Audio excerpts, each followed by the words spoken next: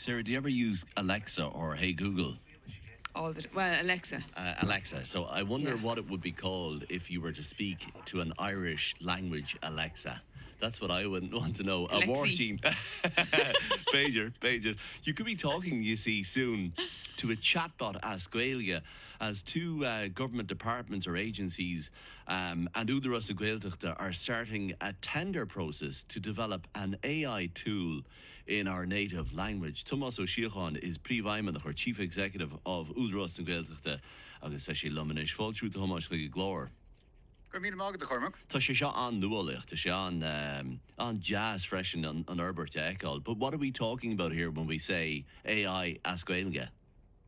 Well, the first thing is we started on this journey probably over a year ago, looking at the emergence of these tools. And the primary concern was to make sure that there was an element of Gaeilge, so that you didn't have a situation where the next generation of Irish speakers were growing up.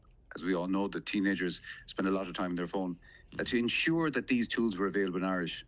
But we quickly discovered that with the speed of change and the development of these tools, that we moved from a situation of ensuring they were available to then to begin to think about how we could use them.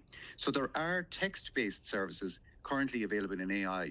And the step that we're taking, and based on research that we've done across Europe, we believe we're going to be the first in Europe, certainly the first in Ireland, to move to a speech-to-speech AI tool by the end of 2026. So that's the process we're starting now. So can we go slowly here for a second? When you say that, does that mean that I was kind of joking with Sarah there that we'd be talking to an Irish language Alexa or Hey Google? Is that and the machine would respond in Irish?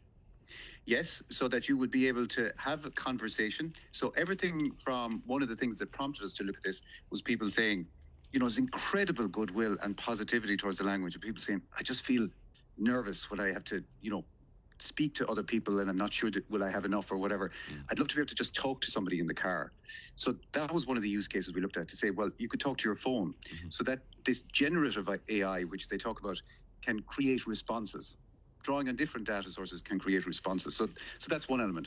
Everything from that to looking at, let's say, parents who might have kids who are in a Gael school, helping them with their homework, so you'd be able to mix both text and voice. Oh, wow. And what's really important from our point of view, and this is based on the work that we've done in terms of looking across Europe to see what intellectual property, in other words, what research is currently there, that there is an identified area, in other words, what's called the Irish experience is missing.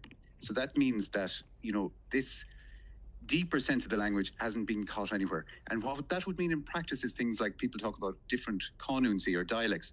So this would allow us to develop I wanted to ask you about this. Go on. Yeah. So whatever language you speak to it in, whichever dialect, and if you're a young person, so if you want to hear a simplified version, if you're a middle-aged person, an old person, that it would respond in a similar dialect or respond in a similar way, whether it's simplified. And that's the current progression of these tools that's available, let's say, that they will answer either in a simplified or a complicated version. Okay, so let me just try and simplify that for myself, because at the moment the Alexa that I use hardly understands me. I don't know why it understands everybody else in the family, but I have to keep repeating myself. It's the same with Siri. I have to speak really slowly, and even then, most of the time, they just don't understand me. So I can't imagine what would happen if I started speaking to one of these things in Irish. And also then, what if, the thing, do you say row, do you say rev? The Kerry, Connemara, Donegal Irish, and they're really so different. So can you get something to get to that level of complexity, I suppose? Well, you can, because, for a machine it's not complex. So because any language is just literally a series of little bite-sized tokens, they're called. So the machine goes, it's 3 tokens here, 2 tokens there, bit of this, bit of that. So the machine doesn't think about the complexity, it just draws on the resources that are available.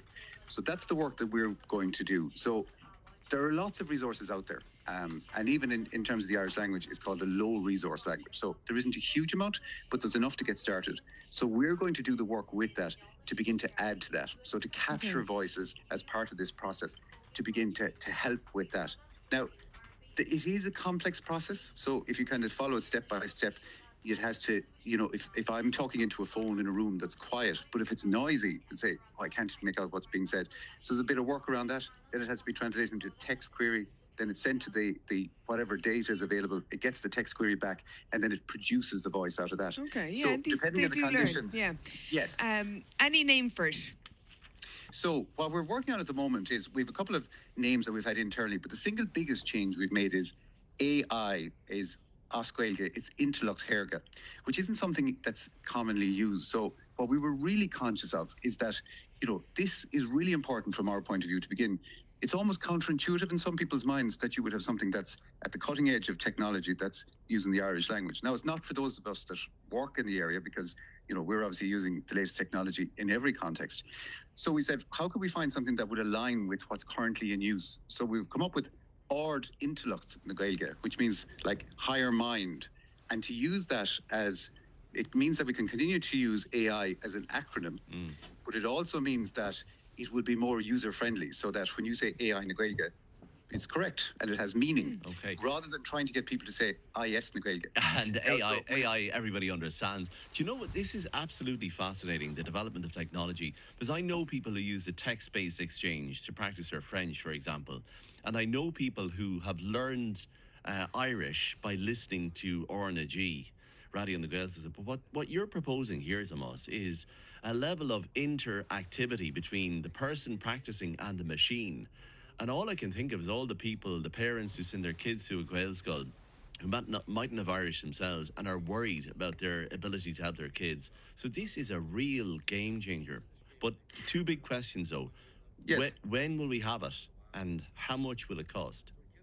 So, okay, on the first question, when will we have it? We will have elements of it that will begin to roll out over the next year. So working with the Department of the Gaeltacht and also with the Department of Public Expenditure and Reform, we're starting this process. So the intention is that this will be a state resource. In other words, that it won't be a question of duplication where lots of different agencies develop solutions around this. Because we have just under 1.9 million people, according to the census, that use Gaeilge. Now that has increased to 112,000 since the last census.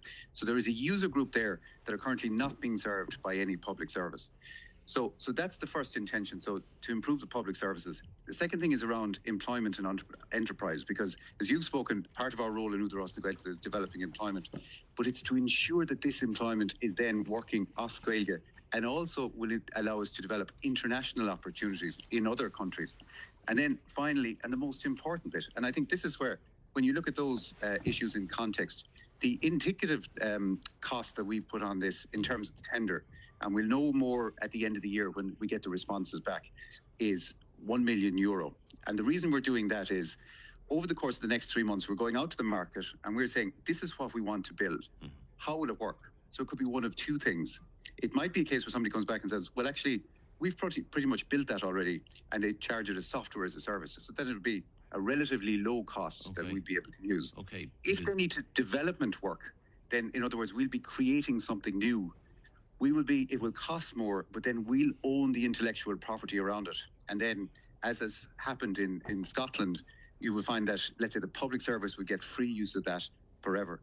But the crucial issue is, and the most important thing about it, is that at the moment, all of these models are trained on largely US data and available data. Because of Europe's GDPR protection, which is hugely important, it means that it's blind to a lot of the nuances, the Irish nuances that I spoke about. That can be everything from dialects to understanding history. And if these tools proliferate, it's really important that that's correct. Tá sé Harvah spatial camera, Thomas O'Sheachan, príomhhaimimeach Údarás na Gaeltachta, gur míle maith a sach leir intranúna.